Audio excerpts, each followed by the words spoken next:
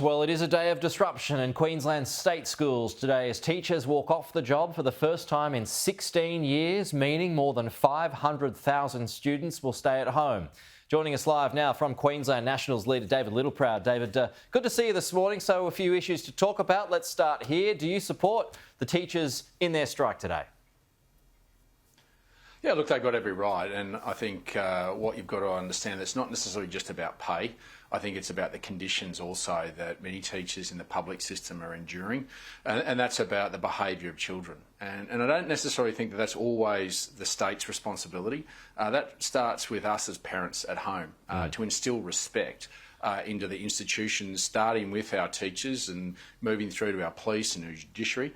And I think it's important we as a society lift our game in terms of that respect and what our teachers are enduring. So I understand that the state government has continued to negotiate, particularly around pay, but it's about that management of behaviour in classrooms, the size of those classrooms.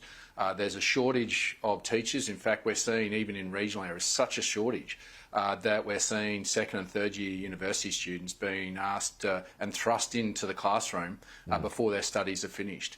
And that's because it's not an attractive workplace because of this behavioural issue that we as a society and governments need to lean into. But we can't abrogate all our responsibility as parents. We actually need to step up and to make sure that we make that workplace a lot easier for teachers, and we can all play a role in that. Yeah, I mean, that's Anastasia Palaszczuk was on the program last hour as well, and she was reminding our audience about that too, not just about pay, also about conditions, violence in schools, you point out there, particularly in regional areas. So how much would extra pay help in that regard, or is there more intervention that's required just on that point of violence in schools? Police, possibly? Yeah, and I think this is the thing, is pay will only take it so far. And when you see what's happening in regional areas, I'm not saying that we've got bigger behavioural issues, it's just that we can't fill the places right across the state, and we're invariably the last one on the list to fill the teachers, and that's why we've got shortages. In fact, I've got teachers in my electorate that escaped Brisbane that have gone to small schools, only teaching 7 or 8 schools in the kids in the outback, because it's a better environment because they love teaching. Yeah. And so the extrinsic value around pay goes so far. It's about the intrinsic value of their work in being able to guide and shape children's lives for the better. And this is where I think we need to lean into having tougher conversations with parents around expectations of behaviour when they enter that classroom, and how respect needs to be instilled in it. My father was a teacher, a primary school teacher. He came from a vastly different era, obviously, but there were penalties and consequences and deterrents for doing the wrong thing, and I don't think there is at the moment, and I think that needs to be instilled not just in the classroom, but supported at home in respecting that institution. Otherwise, who would want to go in there and be abused by children from primary right through to secondary? That's true. David, federally this morning, the Prime Minister has held a discussion with the French President Emmanuel Macron overnight. France is, as we know, leading the charge to declare a state of Palestine at the UN next month, above 140 odd other nations who've already done so.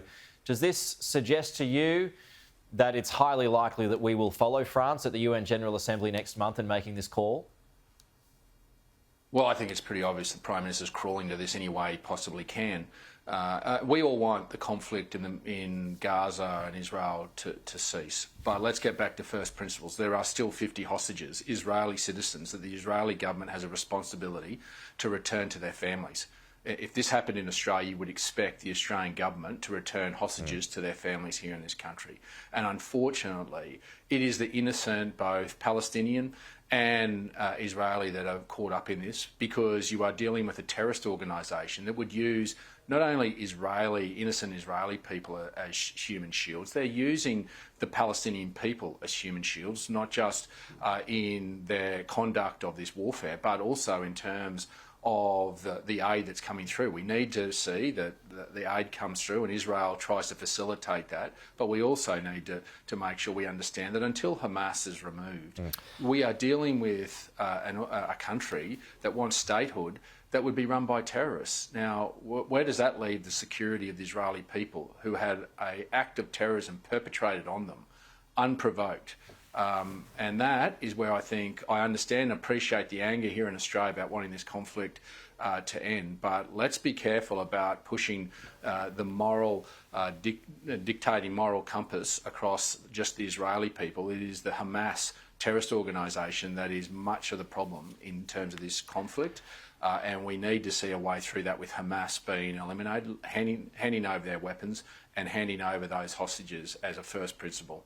And that's a long way off. David, good to see you this morning, live from Geelong in Victoria. We'll talk to you soon.